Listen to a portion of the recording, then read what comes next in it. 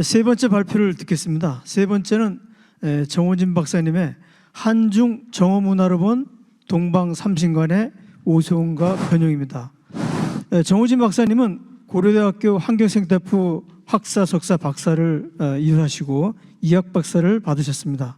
현재는 그 상명대학교 환경조경학과 특임 교수로 계시면서 상명대학교 내의 그 한중문화정보연구소 연구교수로 계십니다. 정호진 박사님의 발표를 듣겠습니다. 부탁드리겠습니다. 네, 인사드리겠습니다. 정우진입니다.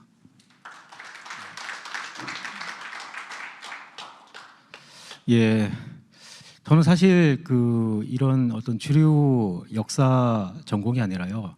저는 이제 원래 전통 조경이 제 전공 분야입니다. 그 중에서도 특히 이제 조경사 어떤 역사 경관 쪽으로 집중해서 그동안 연구를 많이 진행을 했고요.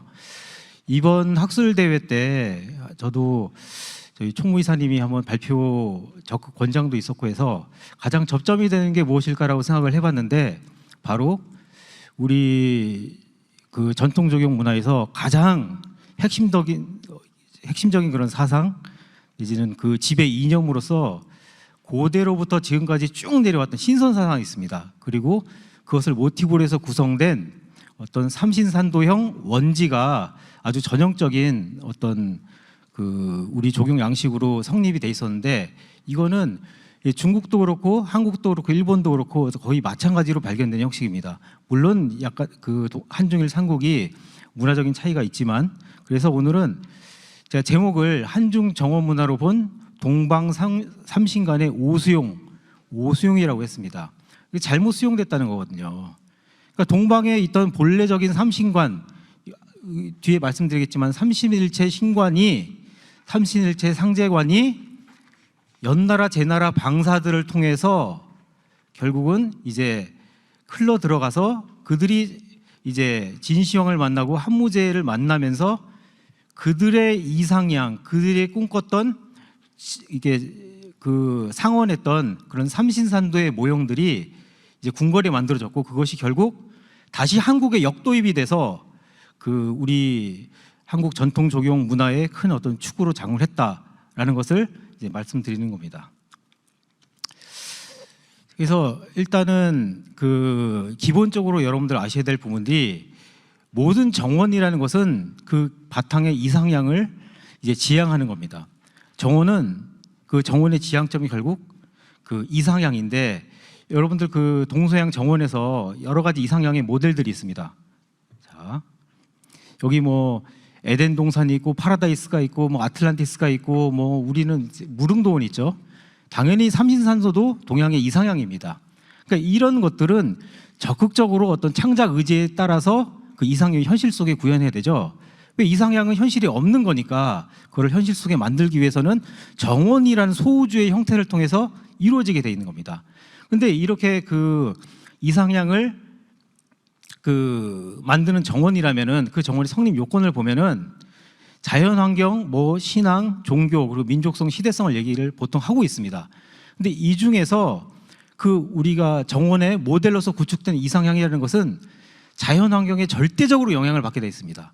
자, 중동 사막 문화에서 사막 문명에서 만들어진 그런 어떤 에덴의 이상향이라는 것은 결국 이런 풍부한 아주 비옥한 어떤 그런 자연의 환경들이거든요. 그래서 이게 지금 17세기에 그 에덴의 타락이라는 어떤 그런 그림인데 여기 보면은 뭐 흔히들 볼 수 있는 어떤 우리 야산의 모습입니다. 근데 그들한테는 이렇게 쉽게 따먹을 수 있는 과일들이 이렇게 풍부하게 열려 있고 동식물들이 어울려져 있고 신과 함께 동거할 수 있는 어떤 이런 형태의 자연 환경이 그들한테는 이상형이었거든요. 중동 사막 환경에서 나온 그런 문명이죠. 그리고 신앙인의 종교에 절대적으로 영향을 받게 되어 있습니다. 그 부분을 살펴보도록 하겠습니다. 당연히 이제 중국 정원, 동양에서는 그 이상향으로 설정된 최초의 이상향이 바로 해중 삼신산입니다. 아까 전에 이제 그 발표 내용과도 어느 정도 연관이 되어 있는 내용인데 발해 중에 삼신산이 있다. 그래서 연나라 제나라 방사들이 이제 진한 시대 때 진시황부터 이제 끊임없이 삼신산의 판타지를 그 제왕들에게 전달을 합니다. 뭐라고 얘기하냐? 발해 삼신산은 발해 가운데 있고 또 선인들 신선들이 장생불사약을 갖고 있고 또 뭐 사물이나 짐승들이 전부 다 흰색이고 황금색 뭐 그 황금과 은으로 된 궁궐이 있다, 궁전이 있다, 뭐 이런 쭉 얘기를 하고 결국 이런 말에 혹한 진시황과 그 전에 뭐 연나라 제나라 왕들도 그랬지만 진시황이 그 천하를 통일한 뒤로부터는 이제 적극적으로 이 삼신산 탐사를 시작하게 됩니다. 근데 결국은 뭐 한무제도 그렇고 모든 탐사들이 다 무의로 흘러가고 이것이 한낱 허구에 지나지 않는다는 어떤 깨달음과 각성이 생깁니다. 그래서 결국은 이 진시황이랑 한무제가 방사들이 형용한 모습대로 삼신산의 유토피아 모형을 궁원에 만듭니다. 이것이 바로 그 중국 정원에 구현된 최초의 이상향입니다. 근데 문제는 이때 생겨난 그 모형 모델이 본래 삼신관과는 상관없이 그 어떤 궁원의 어떤 그 정원의 어떤 제도로서 양식으로서 끊임없이 후대에 전달되고 그것이 한국에 도입됐다는 거죠. 자, 이런 문제에 대해서 살펴보겠습니다. 그래서 결국은 여기 제가 일지삼산이라 그랬는데 이거는 뭐 저희 뭐 전통 적용하는 것도 그렇고 고고학 분야에서 흔히 우리 정원에서 많이 발견되는 양식이다라고 하는데 찾아보면은 우리 전통 원지 정원 연못에서 산이 3개 발견되는 경우는 그렇게 많지는 않습니다. 그래서 그 현재 지금 우리나라 이제 삼신산도 신선사상을 배경하는 최초의 정원 문화로 공남지를 지금 얘기를 하고 있고 그 다음에 이제 문무학이 이제 건설한 이제 그 안압지라 그러죠. 원래는 이제 동궁과 월지라고 지금 문화재 지정명이 되어 있습니다. 근데 삼국사계에서 여기 이 부여 공남지를 만들 때 방장성산을 쌓았다. 신선사상이죠. 근데 지금 이 한마디 때문에 이거를 신선사상이라고 얘기하는데 뭐 제 생각은 좀 다릅니다. 이때 만들어진 정원은 아마 그 신선사상의 영향을 받지 않은 어떤 그런 정원 기술에 따라서 만들어진 것 같고 실제로 복례 방장 영주류에 중국적인 어떤 삼신산도의 개념이 들어온 거는 제가 봤을 때는 이제 문헌 기록에 쭉 그런 나타난 걸 봤을 때는 고려 중엽부터로 생각이 되고 본격적으로 유학자들이 이제 정계에서 이제 중앙에서 활동을 하게 된 그 시점과 거의 이제 상통함을 알 수 있었습니다. 그래서 그런데 문제는 이거를 저도 이제 그 예전에 조경사라고 이제 배울 때도 그 한국의 정원은 이제 신선사상이고 그거는 어떤 그 복례 방장 영주로 돼 있고라는 것을 모든 우리 조경계를 비롯해서 그 공식처럼 알고 있습니다. 그런데 이 환단고기 특히 태백일사 신시봉기에 보면은 그게 아니다라고 너무나 적극적으로 항변하고 있어요.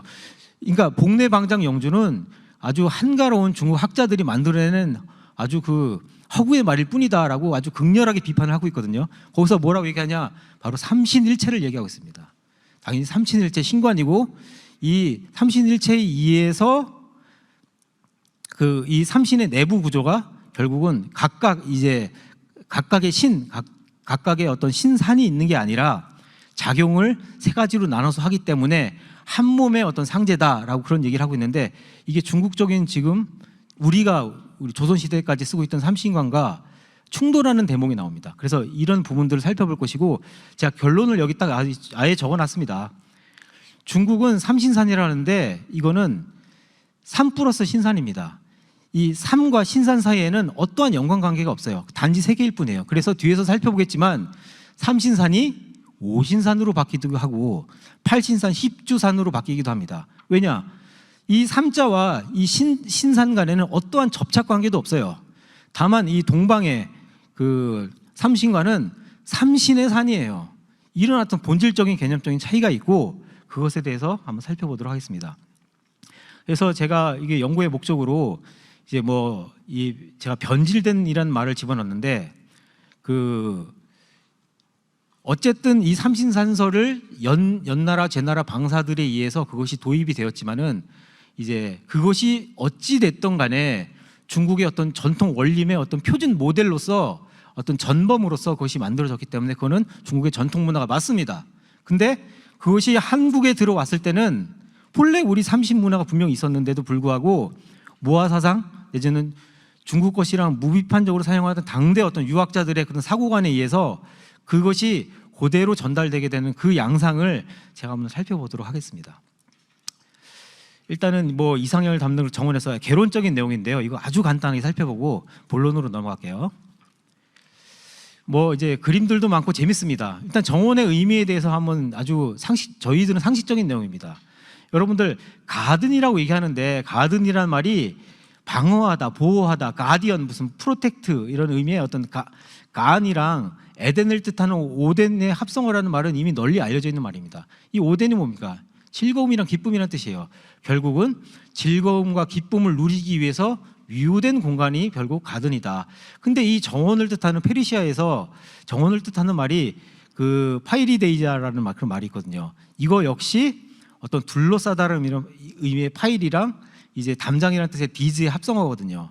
그러니까 담장으로 둘러싸인 공간이 정원은 담장으로 둘러싸야 된다는 것인데 이 말 자체가 페르시아를 거쳐 그리스 그리고 히브리 뭐 파라데스 뭐 파라이데이소스 하다가 파라다이스 낙원의 개념으로 점자 그 의미가 확장됐다는 것이거든요.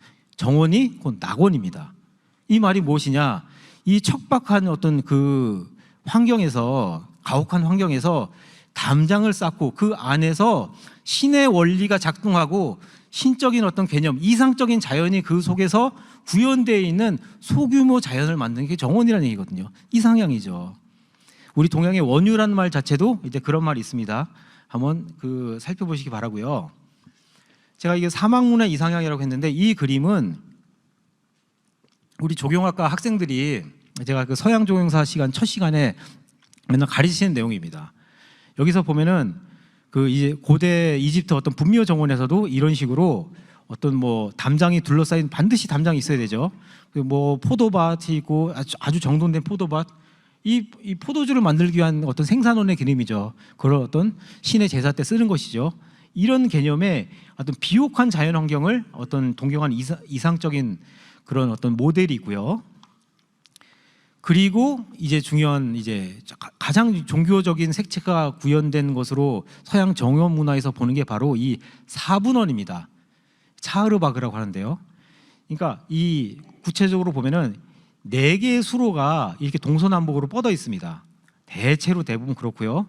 그리고 여기 가운데 있는 수로 파라디스라고 부르는 수로인데 이 수로가 동서남북으로 보통 뻗치는 이런 게 여러 가지 형태가 있지만 대체적으로 일치입니다. 그러니까 이게 무엇이냐? 결국은 구약 창세기에 나오는 어떤 그 낙원의 4대강 그걸 갖다 뭐 빗손이다, 뭐 기온이다, 티그리스다, 유프라테스다라고 이해하는데 결국 이런 어떤 메소포타미아 지역의 문명의 젖줄을 만든 그런 생명수 내지는 창세수의 역할을 했던 그런 물줄기인데 그런 것들을 성경도 마찬가지지만 코란에서도 낙원의 4대강으로 해서 이 한 수로에는 물이 흐르고 한 곳에는 포도주가 흐르고 하나는 젖이 흐르고 꿀이 흐르고 여기는 뭐 여자들이 있고 여기는 뭐 마음대로 그 과일을 따먹을 수 있고 그런 이상향의 모델이 있습니다. 물이 졸졸졸 흐르고 결국 이런 디자인들이 확장돼서 서양 조경 문화에 있어서 아주 그 전형적인 아주 그런 디자인이 되었다라고 할 수 있습니다. 자, 이게 16세기 그림이고요. 제가 시간 없어서 빨리 넘어가겠습니다. 그리고 이게 아람브라 궁전, 최후의 이슬람 어떤 정원이라고 우리가 얘기를 하죠. 지구상에서 가장 아름다운 정원이라고도 얘기를 많이 하고 여기 사자의 중정에서도 여기 보면은 그 차흐르바그 이게 4분원의 디자인이 있고 이게 중세 시대 유럽 이제 수도원 정원에서도 클로이스트 가든이란 통해서 과연 이게 이슬람의 어떤 그 4분원과의 친연성이 있는 것이냐 영향을 받은 것이냐에 대해서는 논란이 있습니다.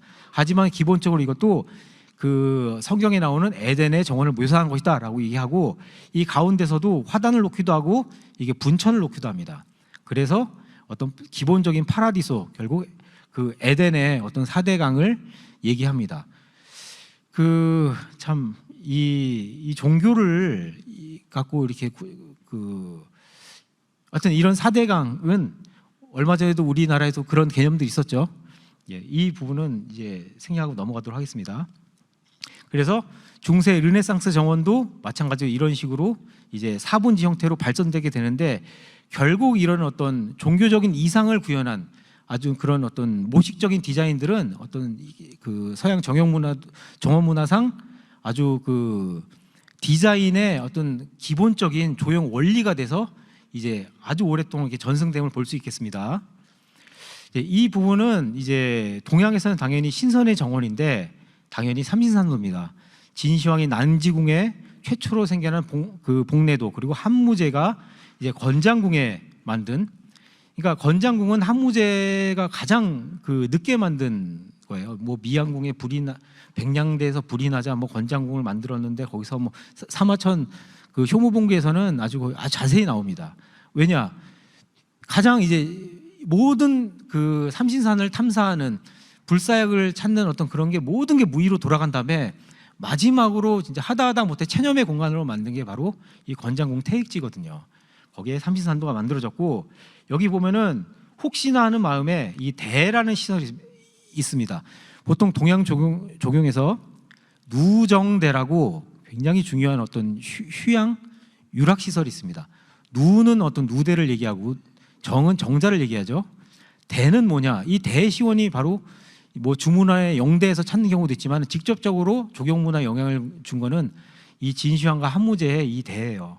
백량대, 통천대, 신명대, 이게 뭡니까? 신선이 높은 곳을 좋아한다고 해서 신선이 내려오도록 만든 거예요. 한무제는 신선이랑 친구가 되고 싶어 했거든요. 그래서 실제로 신선이 좋아하는 그런 이상적인 자연 환경을 만들었다. 그게 대시원입니다. 대 위에는 뭐가 있습니까? 관이라는 게 있어요. 보통 도관이라고 그러죠. 이 관이라는 시설물도 이때 본격적으로 조경문화에 이제 침투하게 됩니다. 그 뒤로 조위 시대 때 박리몬이라고 유명했는데, 이거 역시 그러니까 진시황의 어떤 난지에 있는 삼진산도, 그리고 한무제의 태익지, 그리고 이 조위 시대 때 그러니까 조조가 만든 나라예요. 이 위나라는. 이때 어떤 문제의 화림원도 고대 정원에서 이 3대 원림인데, 조선 시대 때 제왕들이 맨날 이걸 얘기해요. 조위에 문제가 박림원이 있었는데 화림원으로 이름을 바뀌었고, 그러니까 그들이 이상향이에요. 그들의 정말 궁궐에 담고 싶은 이상향적인 어떤 모델들이 바로 여기에 있었던 것이거든요. 그리고 위진남북조의 무슨 화림원, 수당 낙연의 서원, 그리고 당 대명궁 대익지, 이거 전부 다 이런 한무제 그리고 진시황의 그런 삼신산도의 전형을 통해서 궁궐이 만들어졌습니다. 일본도 마찬가지예요. 최초의 일본 정원은 백제 시대 때 노자공이 일본으로 건너가서 수미산성을 만드는 등 이제 어떤 백제의 어떤 정원 문화에 크게 영향을 받았는데, 아스카 시대 때는. 근데 이것이 헤이안 시대를 지나면서 점점 이제 무로마치 시대부터는 중국형 삼신산도의 어떤 모델들이 나타나기 시작합니다. 그러다가 모모야마 시대 내지는 에도 시대 때는 이것이 아주 보편화돼서 모든 귀족들은 아주 천편일률적으로 이 삼신산도를 만듭니다. 그걸 갖다가 중국에서는 일본에서는 삼도 일원의 이제 그런 원지라고 얘기하는데, 이름은 좀 달라요. 복내도, 학도, 구도 뭐 이렇게 얘기를 하는데 전부 다 어떤 장생불사 내지는 중국에서 발원한 신선의 어떤 그런 전형적인 이미지를 갖다가 정원에 이제 만들어 놨다고 할 수 있겠습니다.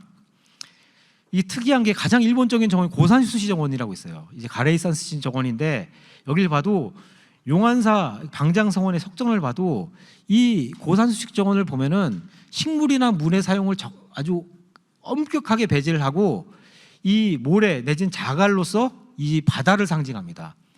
그러니까 결국 이런 어떤, 그리고 여기 돌은 섬을 상징하고, 결국 이 선의 경계를 표현하였지만은 바다와 신선이라는 어떤 전통적인 정원 소재가 모래와 돌로서 구현됐다라고 얘기를 할 수 있겠습니다.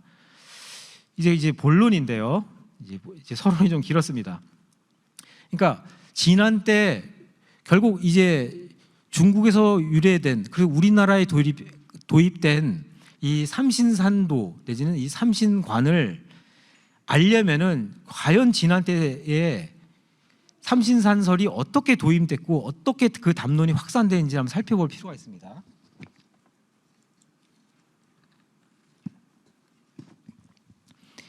이거는 이제 사기 봉선서에 나와 있는 유명한 말입니다. 근데 이 내용을 하나하나 지금 짚어볼 수가 없고 그냥 이거 하나만 보시면 될 것 같아요. 진시황 이전에 제나라와 연나라에 그 삼신산 그 왕들이 다 취연이라는 사람의 신봉자였고, 전부 다 그때 이미 복내 방장 영주가 있는 발해 삼신산을 탐사하는 작업이 선행적으로 있었다라고 얘기를 합니다. 그리고 그래서 취연이라는 사람을 얘기해요. 추자라고 했는데 이 사람이 그 오행 그 오덕 이제 종시설이라고 이제 뭐 그 황제가 토덕이고 그 다음에 무슨 뭐 하우가 무슨 목덕이고 이런 식으로 해서 주나라가 화덕이고 진시황이 수덕이다 이런 식으로 그런 그 역대 왕조를 오행으로 설명을 해가지고 아주 굉장히 유행의 그 신봉을 받았던 사람인데 그러니까 결국 중요한 건 이 모든 방사들 연나라 제나라 방사들이 취연의 학설로부터 근거를 하고 있었지만 결국은 우후죽순으로 일어났지만은 통달한 자가 없었다. 그로부터 괴이하고 바르지 못하고 아첨하고 구차하게 영합하는 그런 그 서불 무슨 한종 이런 무리들이 나타나가지고 그때서부터 왕을 현혹시켰다라는 이런 얘기들이 나오기 시작합니다. 뭐 그래서 뭐 바다 가운데 이들이 삼신산의 모델을 막 얘기해가지고 역대 제왕의 마음을 설레게 만듭니다. 그래서 결국은 이제 그 삼신산 탐사를 하게 되었고 무의에 그치죠. 그리고 이 난지궁에 모든 것이 다 불가능하다는 것을 알고서 이제 삼신산 모형을 건설합니다. 이 내용은 이제 한번 생략하도록 하겠습니다. 근데 여기서 볼 거는 그 구체적인 모델이 연못 그리고 산 여러 가지 대사 신선을 만나기 위한 접객을 하기 위한 그리고 방문하기 위한 유인하기 위한 그런 시설물이죠. 그리고 바다 풍경을 가시화한 각종 구성 요소라고 얘기했는데 여기 보면 고래 조각도 있습니다. 뒤에 그 한무제 때는 물고기 조각도 있고 뭐 각종 어류들의 조각을 했는데 이건 바다의 풍경을 연상하도록 조작된 그런 어떤 연출된 이제 그런 어떤 것들이죠. 그리고 한무제 때도 뭐 이런 식으로 얘기합니다. 그 신명대라든지 결국 신명이 선호하는 경관으로 조성을 하게 되었다. 그래서 어마어마한 규모에다가 어마어마하게 이렇게 그 어디냐 건장궁에다가 태익지를 만듭니다. 어떻게 생겼을까요? 이렇게 생겼습니다. 지금 이건 후대 사람들이 상상도로 모형도로 이제 그려놓은 건데 지금 아기자기하죠. 뭐 조그만한 뭐 그거 같지만은 사실 이 규모가 경복궁의 20배가 넘습니다. 네, 그걸 압축적으로 표현한 거예요. 그래서 건장궁의 서북 쪽에 이제 복내 방장 영주를 두고 이 큰 태익지라는 했는데 요 태익지 안에 그 북경 자금성이 다 풍당 빠져버려요. 빠지고도 한참 남는다고 합니다. 그만큼 어마어마한 규모였죠. 그리고 점대라는 이제 그 신선 접객용에 그걸 놓고서 제사 용구를 이제 놓고 뭐 이런 이제 그 어떤 요소들이 이때 정립되는데 이것이 그대로 후대에 전달이 되게 되죠. 그래서 그 두 번째로 이제 살펴볼 내용이 그러니까 이렇게 만들었는데 과연 거기에 어떠한 연관 관계들이 있는가라고 제가 한번 이 부분 한번 읽어보도록 하겠습니다. 진시황과 무제가 궁원의 삼신산도를 건설하기 전까지 실물로 존재하는 복내 방장 영주를 찾기 위해 실패를 거듭하면서도 수색을 포기하지 못한 노력은 애처로울 정도로 광적인 집착을 보여준다. 하지만 삼신산도는 다가갈수록 멀어지고 이거 사마천 사기에 다 있는 내용입니다. 도달하면 물속으로 들어가 버리는 또 큰 상어가 방해하고 막상 보는 순간 사라져가는 신기루와 같은 존재였다. 지금 중국 학계에서는 삼신산을 뭐라고 얘기하냐? 중국 지리에서는 절대 찾을 수 없는 것이기 때문에 또 신화와 허구 속에 완전히 함몰되어 있는 존재이기 때문에 신기루로 보고 있습니다. 이것이 거의 정설이자 통설처럼 지금 중국 학계에서는 보고 있고 국내에서도 이거 찬동하는 사람들이 많습니다. 하지만 다시 말해 진시황 한무제가 갈구한 삼신산은 이상향으로 종결된 미완의 경지이자 이 세상에 존재하지 않은 유토피아일 뿐이었던 것이다. 역사상 인류가 현실 세계에서 낙원을 발견하고자 하는 끝없이 노력하였으나 그것이 불가능한 것을 각성한 뒤로 낙원을 닮은 환경을 인위적으로 만드는 창조 행위로 이어졌으면 정원이 지향하는 이상향의 속성과도 깊이 연관된다. 그렇게 본다면 난지와 태익지의 장엄한 자태를 뽐내었던 삼신산은 기실 신선을 동경하여 찾고자 했지만 종국에는 좌절되어 버린 체념의 공간이었다고 할 수 있다. 이제 결국 체념의 공간이었습니다. 그래서 이처럼 자포자기로 원림의 신선계를 상정한 소우주를 통째로 만들어 놓은 것 말고도 삼신산이 조작된 유토피아로 전락한 전후에 발생한 일련의 현상들도 주목해 볼 만하다. 이거 간단하게 살펴보죠. 첫 번째, 왜 삼신산 탐사 프로젝트가 종결 무의로 끝인 다음에 원림으로 만들었냐? 이 사마천 사기보면 다 나와요. 자, 진시황 28년에 서불이 탐사를 시작합니다. 서불이 접근을 했죠. 이런 해중 복내에 이런 삼신산이 있다. 그리고 노생이 다음에 탐사를 시작합니다. 이 갈석산에서 아까 갈석산 얘기했죠. 한무제가 이 갈석산에서 신선을 찾기 위해서 간 적이 있어요. 그리고 실제로 복내 방장 영주산 말고도 한무제가 태익지 안에 갈석산을 만들어놨어요. 예. 그래서 노생이 탐사를 시작합니다. 연나라 사람이었겠죠. 그러다가 몇 년 후에 잔뜩 찾다가 그것이 무의로 끝납니다. 네. 그래서 방사들이 결국 분열하게 되고 한종이 도망가고 결국 이제 갱요 사건이 일어나죠. 남지궁에 삼신산도를 건설하게 된 이제 결정적인 역할입니다. 그러니까 그래서 이제 두 번째로 이 재밌는 게 진시황은 이제 고조선을 동경해가지고 신선이나를 동경해서 이제 침략을 안 했어요. 그리고 맨날 신선이 무슨 선물 줄까 그거 고민했다고 하는데 한무제는 최후의 방법으로 전쟁을 했습니다. 아까 위만조선 얘기 많이 나왔죠. 결국은 이제 전쟁을 택하게 되고 그것이 이제 1909년에서 서기전 이제 109년에서 108년까지 있었는데 한상훈을 설치했다고 해요. 근데 그때 전쟁에 참여했던 모든 장수들이 대부분 다 참수를 당합니다. 그리고 한 사람은 서인으로 강등되기도 했는데 이건 결국 미완의 전쟁이고 뭔가 석연치 않은 전쟁이에요. 왜냐? 환단곡에 그 내용이 나와 있습니다. 고두막한께서 거기 계셨거든요. 결국 고두막한께서 구국의 어떤 의병을 일으켜서 이르는 곳마다 결국 고두막한 당군에 의해서 한무제의 어떤 침략 정쟁이 막혀지자마자 어떻게 해볼 도리가 없었거든요. 그래서 결국은 궁원의 삼신산도를 만들게 됐습니다. 그리고 이 부분은 제가 좀 더 면밀하게 검토를 해야 되는데 이 연나라가 정말 이제 고조선 특히 번조선 입장에서는 정말 골칫덩어리였어요.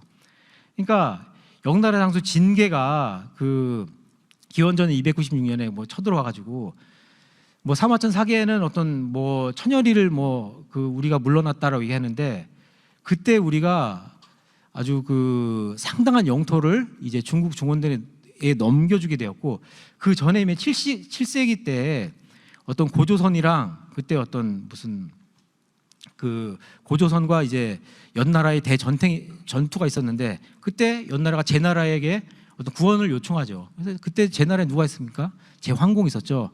그때 환단곡에서는 그게 제대로 이제 많이 나와 있지는 않지만 그때 크게 패배해서 실제 거의 절강성 그때 동해 분국 내지는 후국이라고 얘기하죠. 그리고 거기 산동성 그리고 호북성 일대에 있던 많은 동해 이제 그때 고주국도 넘어가게 되죠. 근데 그 땅이 대부분 상당 부분 연과 제나라에 편입이 되면서 오랜 시간 지나면서 거기에 어떤 토양으로 있던 삼신 문화가 결국은 어떤 제자백가가 나오게 된 자양분으로 만들어졌다. 그래서 거기서 활동한 강태공도 활동을 했었고 거기서 어떤 취연이라는 사람이 갑자기 어떤 종행가 음양가로서 나타나게 돼서 그의 어떤 나름의 삼신설이 나오게 된 게 아닌가라고 이제 생각이 됩니다. 지금 시간이 없다 그래서 살펴보겠습니다. 그냥 간단히 살펴보면은 그 뒤로 나타난 재밌는 거는 이제 송나라 때 등주 복내각이랑 그리고 이제 요랑 이제 거란 이제 여진 때문에 이제 등주 쪽이 이제 사용이 될 수 없게 되자 이제 명주 쪽에 복내산이 또 임의로 설정이 됩니다. 서궁에 이제 고려동행에도 자세히 나와 있고요. 그런 다음에 요거는 제가 조금 살펴볼 필요가 있는 게 삼신산은 산해경의 역대 주석에서 신기로로 이제 보고 있고 회남자 이거 한무제 때 이제 책입니다. 삼신산이 곤륜산에 부속된 새 산으로 얘기가 되고 있고, 그러니까 점점점 이제 곤륜산에 삼신산을 부속시킴으로 인해서 이게 삼신산을 중국적인 천화관 영토강 내에 편입시키려는 어떤 그런 시도들이 여기서부터 생기기 시작하거든요. 그러다가 이제 열자에서는 이제 오행설에서 무슨 대여, 원교, 방호, 영주, 뭐 복내라 해서 오행에 의해서 이제 그 삼신산이 오신산으로 뻥튀기가 되고, 사마천 사기에서도 이제 신공이 뭐라고 했냐면은 삼신산 세 산은 동해에 있고 그 5개는 어떤 황제에 관련된 중원에 있다라고 얘기를 하지만 사마천이 삼신산의 존재를 이제 그 사기에서 함구하려고 대단히 노력했지만 이 대목이 툭 하고 갑자기 튀어나옵니다. 하여튼 이런 부분들. 그러다 스북이 여기서부터는 완전 판타지예요. 그 무슨 팔선에서 팔선산이고 그다음 태평광기라는 거 십주산이라고 해서 갑자기 계속 늘어나기 시작합니다. 그래서 결국 삼신산은 신화 속으로 완전히 들어가게 돼서 삼신산, 오신산, 팔신산, 십주산으로 바뀌게 되는데 선계의 어떤 그런 묘사하기엔 소재로 전락하게 됩니다. 결국 중국적인 진위가로 당연히 편입돼 들어갔죠. 근데 왜 이렇게 삼신산, 오신산, 팔신산으로 이게 뻥튀기가 됐느냐? 왜? 애초부터 삼과 신산 사이에는 어떠한 어떤 연관관계, 접합관계가 없었다고 제가 말씀드렸잖아요. 우리 동방의 삼신관은 삼신 플러스 산인 거예요. 예.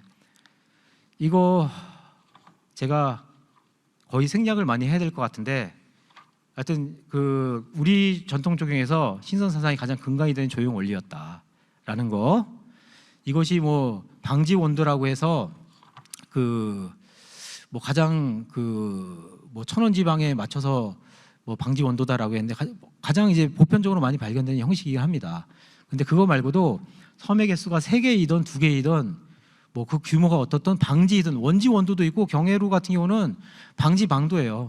근데 그런 형식은 중요하지 않다. 다만 이제 연못과 섬의 관계, 그것을 통해서 조선시대 유학자들이 그 지난 시대 궁궐을 상상했고, 그리고 그 중국적인 어떤 개념의 복내방장 영주의 어떤 삼신관을 이제 연상하고 경관을 즐겼다는 얘기입니다. 이런 것들은 어떤 불교라든지 그 유교와 관련 없이 신선사상은 아예 그 조형관 배경의 기층의 논리로서 이제 깔려 있는 거거든요.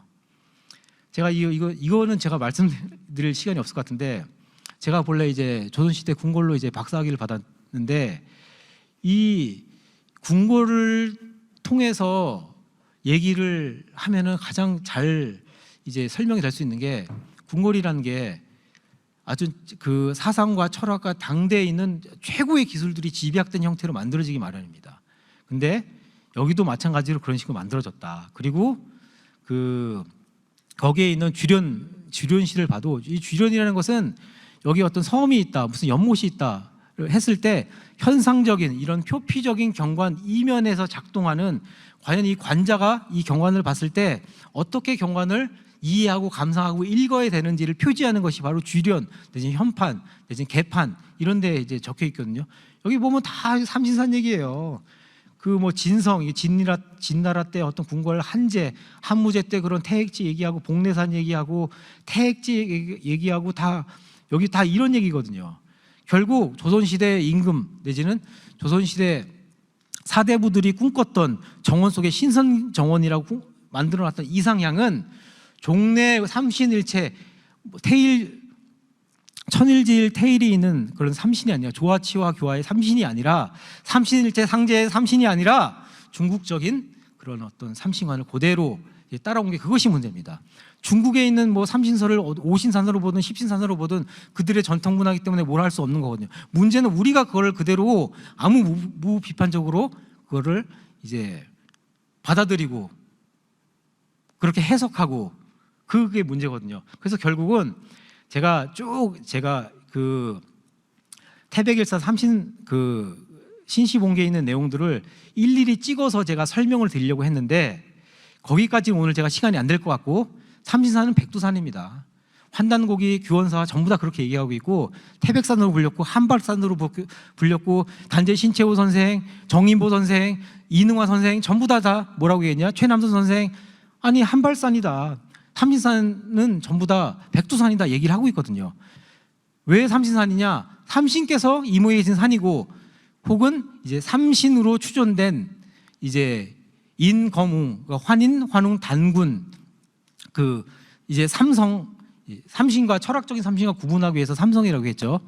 깨서 내려오신 곳이기 때문에 삼신산이다라고 얘기를 했다는 그런 내용들입니다. 그래서 천왕봉 소도 천지로 복례방장 영주를 설명하는 그런 대목도 나오고요.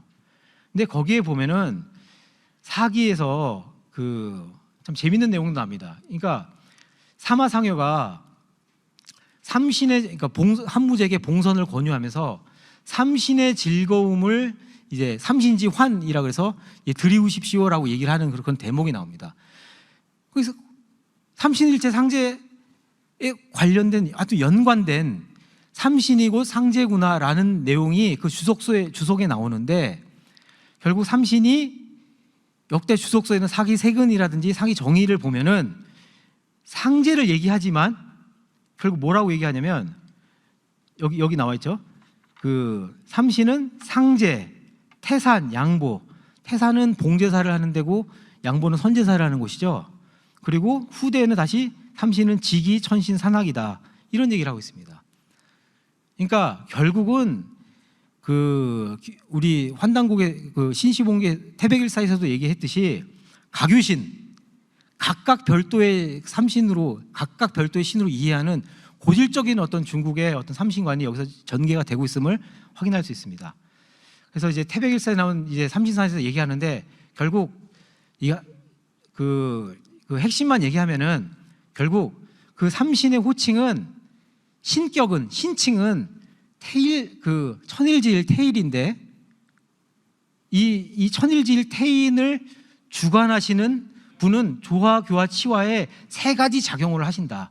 그래서 이분이 현실 세계의 인간 역사에 드러나실 때는 이 세 가지 작용으로 주관하신데 여기서 또 중요한 게 뭐냐면 상제조차도 하느님조차도 삼신으로 구성이 되어 있고 이 사람도 삼신으로 구성되어 있기 때문에 그래서 삼신으로 얘기하죠. 이 인간이 결국 이제 삼신과 하나 되기 위해서는 이제 그 삼신을 닦아야 된다. 성명정 삼신을 닦아야 된다. 이런 얘기들 나옵니다. 결국 존재하심은 한 몸의 상제님이나 일체의 상제님이나 이 세계와 인간 역사에 관여하실 때는 세 가지의 작용을 주관하신다. 결국 이게 중국에 있는 삼신산설을 이해하는 핵심적인 관건이고 결국 중국에 오수용된 삼신설이 그 개념이 무엇인가, 차이점이 뭔가를 이제 우리가 확언할 수 있는 그런 어떤 근거라고 할 수 있겠습니다. 제 마지막으로 요거 하나만 말씀드릴게요. 결국 이것에 대해서 규원사화에서는 뭐라고 얘기를 하냐면 부계자 선생님께서는 지금 조선의 선비들이 금강사는 복례, 지리사는 방장, 한례사는 영주라고 얘기하는데 이거는 그 태백일사에도 없는 내용입니다. 중국 학자들이 뱉은 침을 다시 삼키는 것과 다를 바가 없다라고 그 조선의 어떤 정원 문화 그리고 선비들의 고질적인 어떤 그런 모화 사상을 아주 극렬하게 비판을 하고 있습니다. 한마디로 중국 사람들이 먹던 껌을 다시 받아서 씹는 거랑 똑같은 것이다 이런 얘기를 하고 있거든요. 네, 시간이 많이 돼서 이상 마치도록 하겠습니다. 감사합니다. 예, 한중 정원문화로 본 동방 삼신관의 오승과 변형 정호진 박사님 발표를 잘해주셨습니다. 고맙습니다.